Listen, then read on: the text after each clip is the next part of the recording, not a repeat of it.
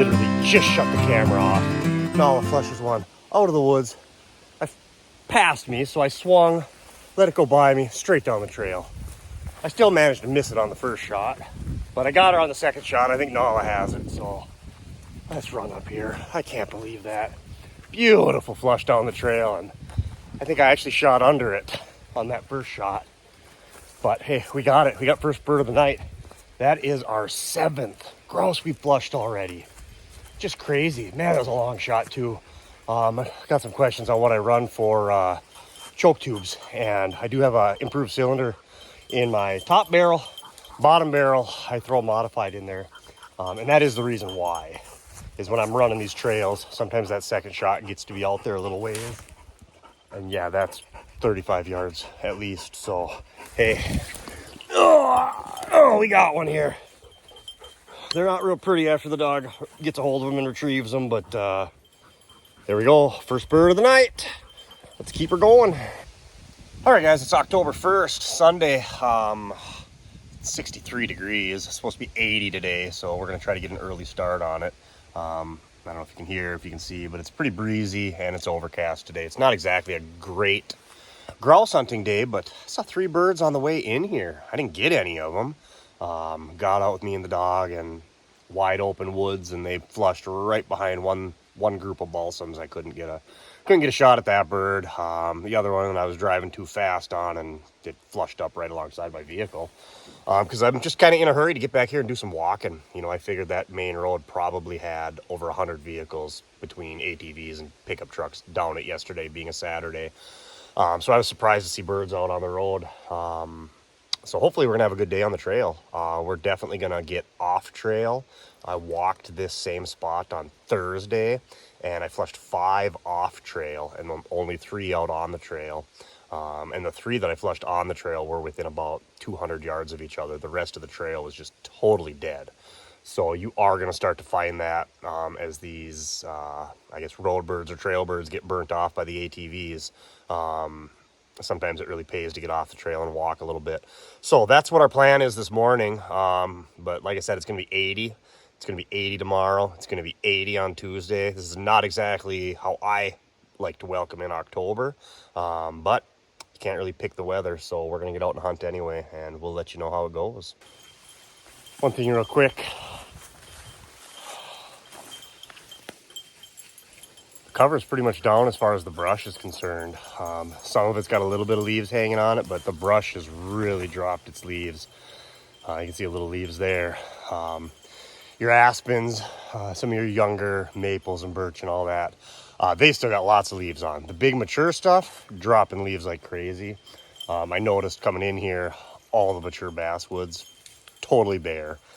That's not good grouse hunting habitat, but you know, you're driving, you're seeing leaves raining down. The cover is coming down, but this is kind of our transitionary weekend where the woods are still thick, but a lot of the cover's coming down. If you hunted last weekend compared to this weekend, you'll notice a big difference.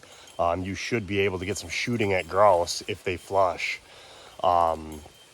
This stuff's a little old. Once we get into the younger aspens, they're still pretty green, and your shooting is still tough, but the woods are starting to open up, and I really think by next weekend we're going to have some pretty good shooting.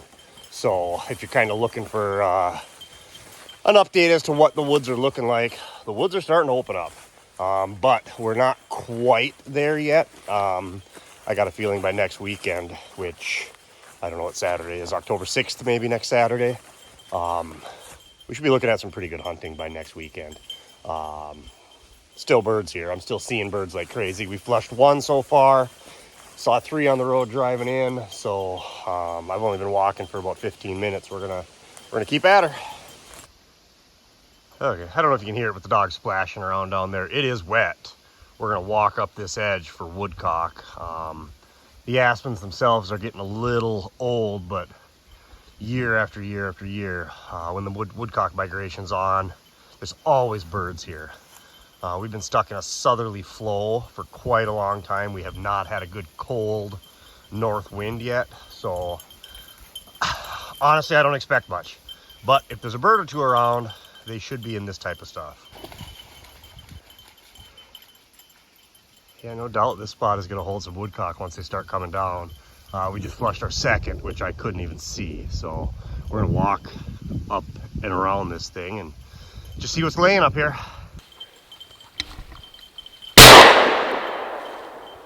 Ooh, I might have got that one. Might have got that one. Come on, girl! Yeah, I think she's got that bird. I think she's got that one. Come on! God, it's thick in here, though. Holy moly. Come on, girl, up here. Up here, girl. Oh, that makes 2 woodcock. I should have just let the camera roll on my Tacticam. I was coming up to get the bird from Nala, and I flushed. The other bird flew straight away from me down this little gap, and I got it. So, really excited to see that we got some woodcock around. This is fun. I love getting the dogs on these things. It is so much fun. Great shooting. And just the dogs love it. You know, if you have a gun dog, you want to put as many birds in front of them as you can, especially when they're young. You will end up, you know, in the long term having just an amazing dog if you're putting them on birds. So we got 2, the limit's 3. We're gonna try to get one more out of them here. She's down there, but I've kind of already walked that spot. I don't expect her to flush another one. We're gonna keep going up around this old beaver pond, but you can just see the kind of stuff we're in. Again, the leaves have really dropped on the brush.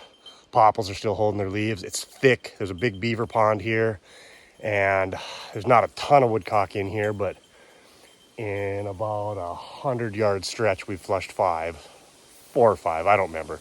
So we'll get these in the game pouch. I'm gonna roll the Tacticam the whole time as I walk around this beaver pond, and hopefully we can get that 3rd flush and we can get the shot on camera. Got him! Woo! Oh, we just got woodcock number 3. I shot through this little tree here. I don't know if you can see the branches broken off of it, but I hope you guys could maybe see the flush on the Tacticam. I know it's really hard at this time of year to see much. I think she's got it. Yeah, she's got it. Good girl, come on. Come on, girl. Come. Good dog. Good girl. Atta girl. Hey, good dog. Oh. Here it is, bird number 3. Oh man, I'm so glad I went down to the edge. I didn't realize that's usually just more of a grassy slough with a little bit of water. The beavers have been in there. You know, it was a drought this summer and they got that thing dammed up tight. It is full of water. And Thursday, I walked this woods behind me and I never flushed a single woodcock. And now we've had nothing but south winds. And here we are, 3 days later, and they're in here. So we got our limit of woodcock. We're gonna head back up to the grouse trail and hey, maybe we can get a grouse or 2. All right, we're back up on the trail here now. I just want to give you 2 really fast tips. Number 1, some guys really struggle to hit woodcock. They just can't hit them. They do not fly as fast as grouse, but they're pretty erratic. Usually they climb and then go, kind of similar to a pheasant would flush. But they just don't fly that fast, but they're very erratic in the way they fly. They dip and they dart, and that causes guys to miss them. The biggest advice I can give you on woodcock is take your time.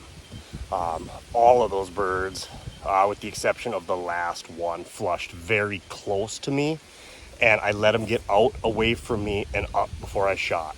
You know, give your shotgun pattern time to spread out a little bit and let the bird get away from you a little bit and really make sure you're on it. Now we hit the grouse trail and I got to switch gears because grouse, you got to shoot fast. You get on them, you swing through them as fast as you can, you squeeze the triggers, you're swinging through them. Woodcock, you don't have to do that. Get up on them, get right on the bird. I mean, if you have a crossing shot at 30 yards, maybe you got to lead the bird a little bit. But mostly woodcock, I don't lead them. I just get up, I get right on the bird, and you're going to hit them because they don't fly that fast. And then the other little tip, see some birch, see some aspen, see, well, the leaves are off of it, but there's a lot of brush in this spot.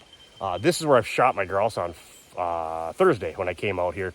Went right down the middle of the trail here, but look for that mixed cover. If you are just in endless seas of nothing but aspen, if you're on a mowed trail and it's 10, 15-year-old aspen, you're probably going to still shoot birds. But whenever I flush birds, it's on the edge of the tag alders. Aspen's running into tag alder. Aspen's running into pine. It's in this mixed cover where, look at, there's a couple little pine trees here. There's brush. There's a ridge that drops down toward where that beaver pond is. Those are where I'm flushing birds. So look for those transitions. Look for that mixed timber. You know, a 15-year-old aspen slash is prime habitat. But when you hit that type of habitat where it hits some brushy stuff, where it hits old growth pines, where it hits your tag alders and your swamps, that's where the birds are going to sit. They are creatures of the edge. They are creatures of the transition. So look for those transitions and you're going to shoot more grouse. Here's your next pro pointer. After you go woodcock hunting, make sure you got bullets in your gun. I had 2 bullets in my gun. However, they were both shot.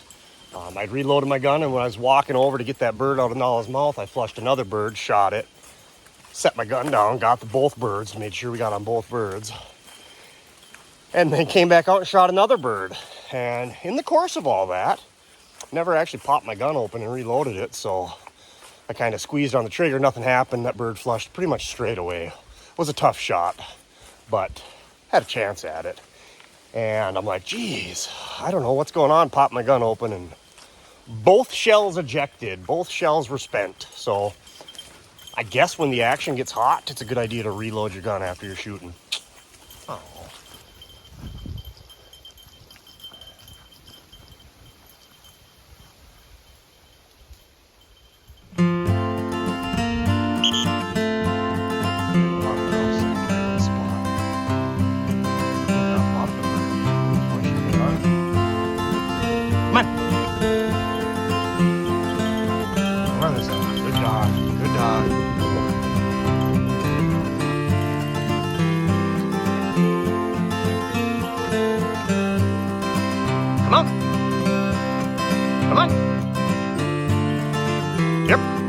Yep.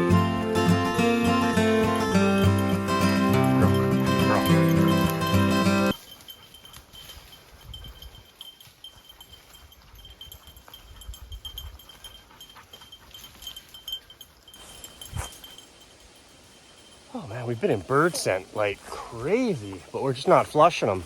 They were definitely on the ground moving this morning, and I could have told you that because I saw 3 on the drive in. But we're not flushing birds. We are running scent like crazy. She goes back in the woods, up the trail. So she could be just bumping them back in the woods where I'm not hearing them. It's a little breezy. And a lifetime of shooting guns, my hearing ain't what it used to be. So we maybe have flushed some other birds, but honestly, I've only been on 2 flushes here on the trail that I've seen the bird and got up on. I got 1 miss.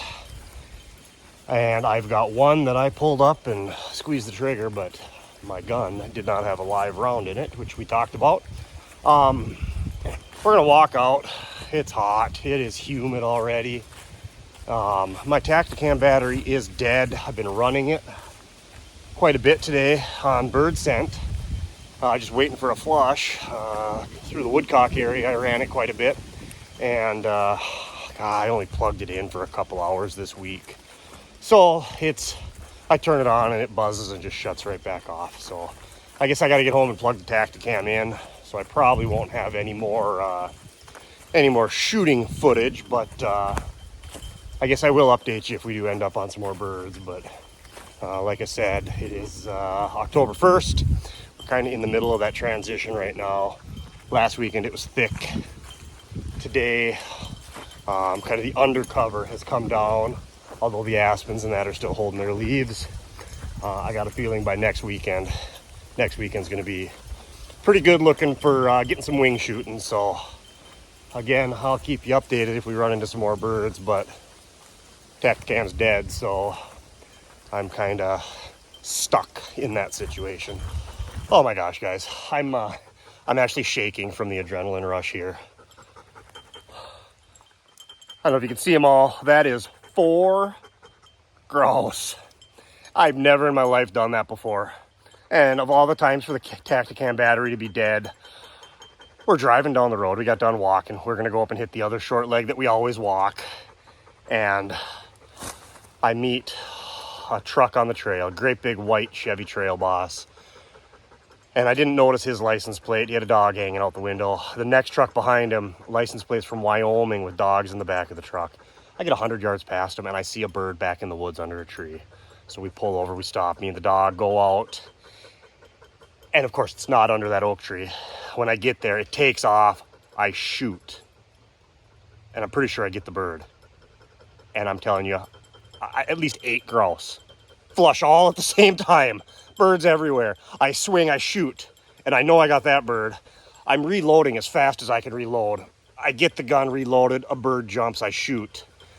I take 2 steps back in the woods, another bird jumps. I shoot. And I didn't know if I got that one.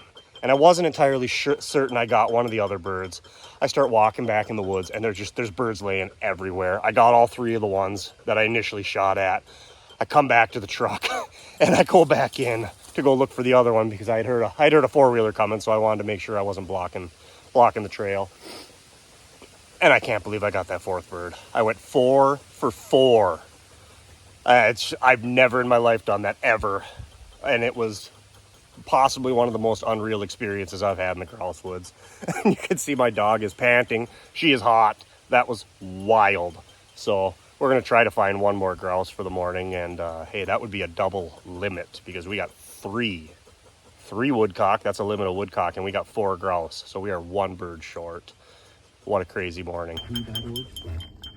Oh man, they are tiny, but that's the 3rd one that I have picked off me today. So make sure you wear those light colored pants. It's a really good idea to tuck your shirt in and check yourself good because the ticks are out. All right guys, we're at the next spot I'm gonna walk. I did walk Nala for a little loop. Missed one. The thing was 30 feet up in a tree, jumped out of a tree, and I just wasn't able to get on it fast enough. And then we drove up to the road to go turn around, and there was another bird just sitting out, and I got too close to it. I guess I'm not very good at this road hunting thing because I have almost drove over top of 2 grouse today, driving down the road. But we stopped, got out with the dog. I sent her in the woods, and she flushed it, and I got a shot at it, but it was in the thick aspens, and they were holding their leaves pretty good still. So I did not get that bird. So I've missed 2 more birds. That makes 3 misses total today. Sorry, cut the video there. There's a 4-wheeler coming behind me. I've got 4 grouse and I've got 3 woodcock. So we are going to walk this short trail here. It's a short one, but side-by-sides can't get down this trail. The trucks can't get down this trail. So we're going to give her a try. It's thick back in this particular spot.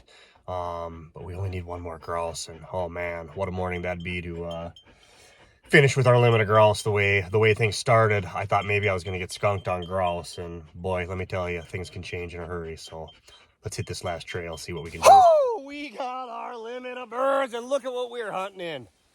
Oh my gosh, that bird flew straight back over my head. Nala's got it. I can't believe it. We've got a double limit. That's 5 grouse and 3 woodcock. And I'm going to tell you, look at these aspens. They've dropped their leaves already. You want to talk about beautiful.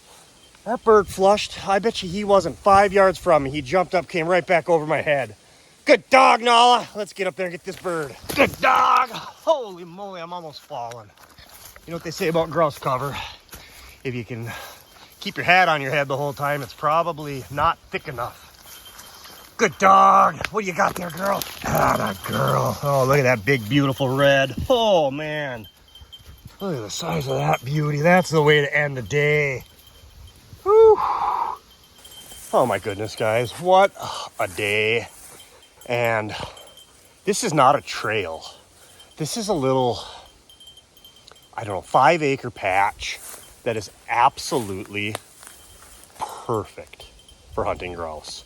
I get a lot of woodcock out of here once the migration's going, but you can see behind me, you get some balsams down in there, and there is an old creek bed through there. I think it's totally dry right now.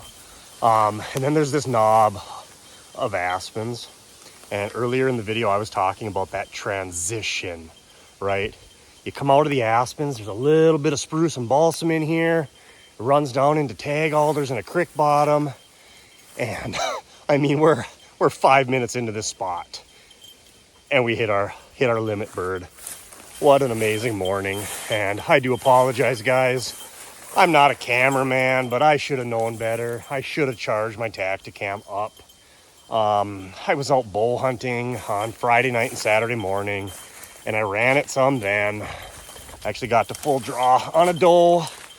I'm in a CWD area where I can shoot a couple extra does, and I just decided it was just too far of a shot. Didn't want to take it, but needless to say, I ran the Tacticam a fair amount. I ran it a little bit on Thursday when I was out, and I charged it for about an hour before the hunt here, like Thursday night before I was going to come hunting on Friday, and that just wasn't enough, and it ran dead on me.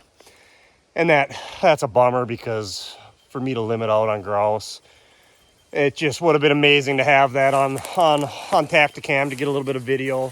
First time, I've never in my life got a quadruple, got 4 birds. I mean, I shot the first 2 and I reloaded as frantically as possible and shot the third. The 4th bird flushed out of a tree, and I somehow knocked that bird down as well. And I mean, it was just an amazing accomplishment for me with a over under 2 shots, and to be able to do that was something I'll probably never do again. And then to come back here and get this bird, and like I said, you can just see how thick it is, but it's opening up, and when it's opening up, that means you can shoot, you can see, and that's a beautiful thing. So I said this was kind of a transitionary weekend, but this spot, it is kind of completing that transition. So if you're going to be up in the woods next weekend, expect the woods to be fairly open and expect to get some good shooting. All right, here it is, guys. You know, I was complaining that it's supposed to be 80 today, and that's not how I want to ring in October 1st, but you know what? The final results, I'm just going to say I wish October lasted 60 days.